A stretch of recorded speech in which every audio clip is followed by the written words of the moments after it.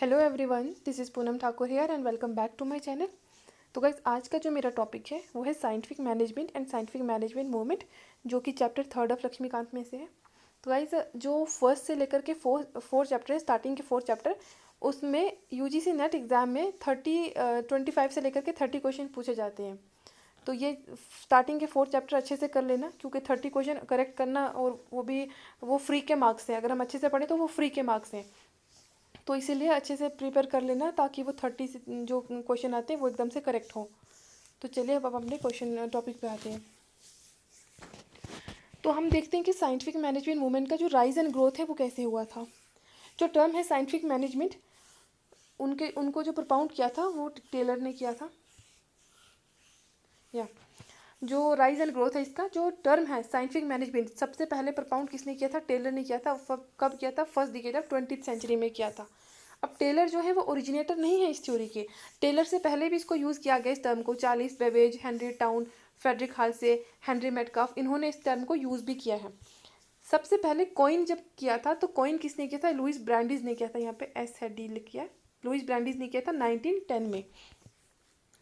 ये वाला क्वेश्चन जो है पीवाईक्यू में पूछा जा चुका है, असर्शन रीजन की फॉर्म में आता है। ये वाला क्वेश्चन 2-4 स्टेटमेंट करके आ जाता है। जो टर्म है साइंटिफिक मैनेजमेंट, सबसे पहले कॉइन किसने किया था? लुइस ब्रांडिस ने किया था।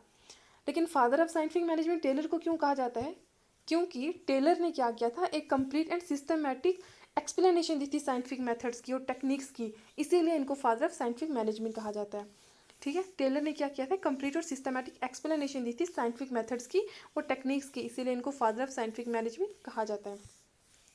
टेलर ने कहा कि जो मैनेजमेंट है वो क्या है? वो एक ट्रू साइंस है। और किस पे बिलीव रेस्ट है?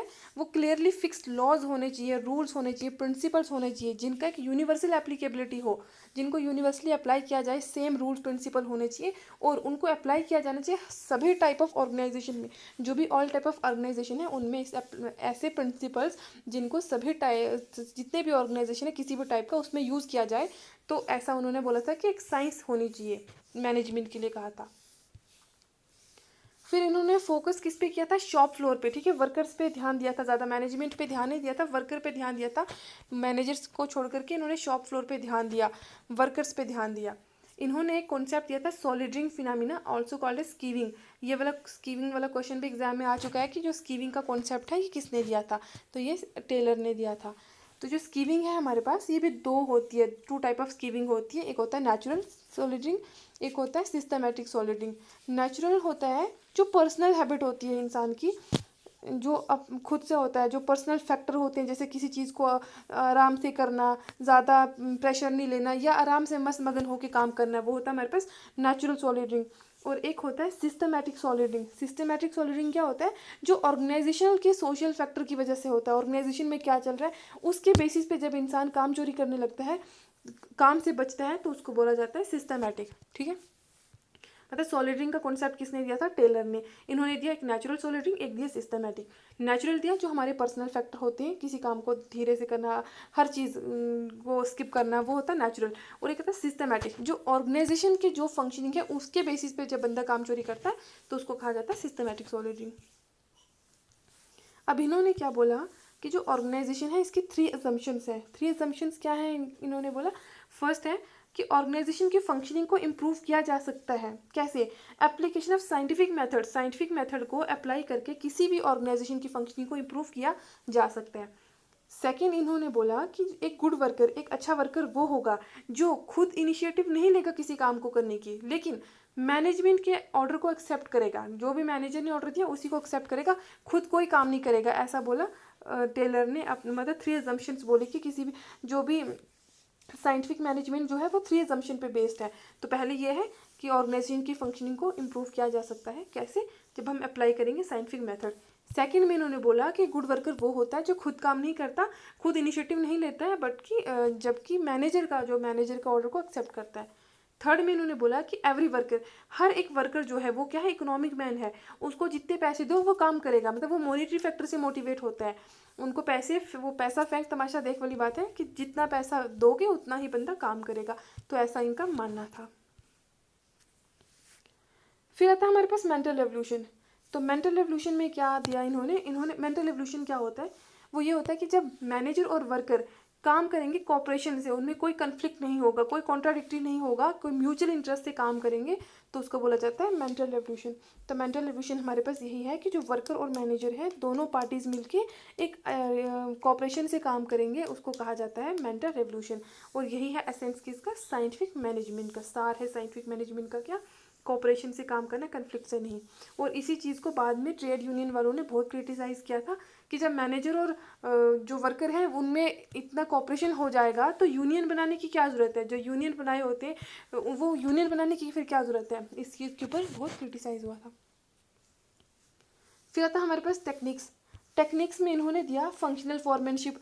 फंक्शनल फॉरमैनशिप में इन्होंने क्या बोला कि जो भी सुपरवाइज़र है उसको वो गाइड किया जाएगा 8 फंक्शनल फॉरमैन से। तो जो 8 फंक्शनल फॉरमैन हैं उनमें भी 4 इन्होंने दिए प्लानिंग के लिए, 4 दिए एग्जीक्यूशन के लिए। ये लक्ष्मीकांत बुक में बाद में डिटेल में देख लेना, ऐसे एक ओवरव्यू में दे रही हूँ कि फंक्शनल फॉरमैनशिप क्या होता है। इन्होंने इसमें 8 लोग बताए थे, 4 बोले थे कि वो एग्जीक्यूशन वाले होंगे और 4 जो होंगे वो प्लानिंग वाले होंगे। फिर था मोशन स्टडी। मोशन स्टडी में क्या बोला कि एक टेक्निक है क्या करने की, स्टैंडर्डाइजेशन ऑफ वर्क मेथड। भाई किस मेथड को यूज़ करके काम किया जा रहा है, उस टेक्निक्स को ऑब्जर्व भी किया जाता है। तो एक वन बेस्ट वे होना चाहिए काम करने का, तो वो आता है हमारे पास मोशन स्टडी में। फिर था टाइम स्टडी। तो टाइम स्टडी में इन्होंने ये बोला कि किसी भी काम को करने के लिए ना एक फिक्स टाइम होना चाहिए कि इतने टाइम में इतना जो काम है उसको ख़त्म करना है। तो एक टाइम स्टडी मतलब टाइम के अकॉर्डिंग चलने को इन्होंने बोला। फोर्थ आता है हमारे पास differential piece rate system. Differential piece rate system है ये बोला कि हर एक वर्कर को अलग अलग पे किया जाएगा। जैसे जो हाईएस्ट जो चीज़ें हैं प्रोड्यूस करेगा तो उसको ज़्यादा पैसा मिलेगा, जो कम प्रोड्यूस करेगा तो उसको कम मिलेगा। तो इन्होंने ये बोला था कि काम के अकॉर्डिंग से उनको पैसा मिला, सॉरी काम जितना करेंगे उसी के अकॉर्डिंग उनको पे किया जाएगा, ऐसा बोला था इन्होंने। हायर पीस जो है प्रोड्यूस करने वाले को हायर वो सैलरी मिलेगी और कम वाले को कम मिलेगी। तो डिफरेंशियल पीस रेट सिस्टम बोला था। फिर आता है हमारे पास एक्सेप्शन प्रिंसिपल।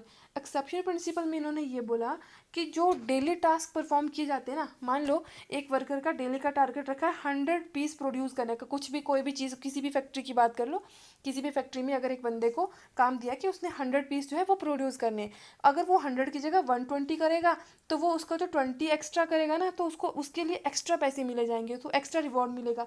तो इसीलिए, और अगर 100 से कम करेगा तो उसको पेनल्टी मिलेगी। तो यह आ जाता है हमारे पास एक्सेप्शनल प्रिंसिपल में। बाकी एक स्लाइड इसमें और थी जो मैं ऐड करना भूल गई हूँ। यहाँ पे एक स्लाइड थी जिसमें आता है हमारे पास फिलॉसफी। इसमें आता है हमारे पास फिलॉसफी ऑफ क्या थी, 4 इसमें इनके जो प्रिंसिपल्स है ना फिलॉसफी साइंटिफिक मैनेजमेंट की, तो वो क्या हमारे पास प्रिंसिपल्स है। एक है कि साइंस होना चाहिए, साइंस होना चाहिए, रूल ऑफ थंब नहीं होना चाहिए, पुराने घिसे पीते मेथड नहीं होने चाहिए, साइंस होना चाहिए। सेकंड स्टेप में इन्होंने बोला था हार्मनी होना चाहिए। हार्मनी मतलब प्रेम प्यार से काम होना है, वाद विवाद नहीं होना, हार्मनी नॉट डिस्कॉर्ड। कितना गंदा लिख रही हूँ मैं। थर्ड है कोऑपरेशन से काम करना है, नॉट इंडिविजुअलिज्म। कोऑपरेशन होना चाहिए, इंडिविजुअलिज्म मतलब तेरा मेरा नहीं होना है, कोऑपरेशन से काम करना है। फिलॉसफी में इनकी जो फिलॉसफी के 5 पॉइंट आते हैं। फर्स्ट आता है साइंस होना चाहिए, not rule of thumb. Second है हार्मनी नॉट डिस्कॉर्ड। थर्ड में आता है कोऑपरेशन नॉट इंडिविजुअलिज्म। फोर्थ में आता है मैक्सिमम आउटपुट। मैक्सिमम आउटपुट जो हमारे पास जो रिजल्ट निकलेगा, जो आउटपुट निकलेगा वो मैक्सिमम होना चाहिए, रिस्ट्रिक्टेड नहीं होना चाहिए। और फिफ्थ में इन्होंने बोला था कि development of each man to his greatest efficiency of and prosperity. हर एक इंसान को क्या करना है, डेवलपमेंट करना है कि वो ग्रेटेस्ट एफिशिएंसी वो अच्छे से ज़्यादा अचीव कर सके और अपनी प्रोस्पेरिटी से काम कर सके, ऐसा इन्होंने अपनी फिलॉसफी में बोला था।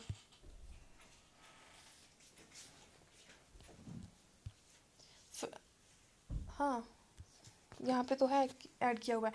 इन्होंने बोलता है क्या करना है, रिप्लेस करना है old rule of thumb method को। एक साइंस को डेवलप करना है और रिप्लेस करना है old rule of thumb method को। सेकंड बोला था कि साइंटिफिकली सिलेक्ट करना है और ट्रेन करना है, टीच करना है हर एक वर्कर को, मतलब सिलेक्ट करके फिर उनको ट्रेनिंग देनी है।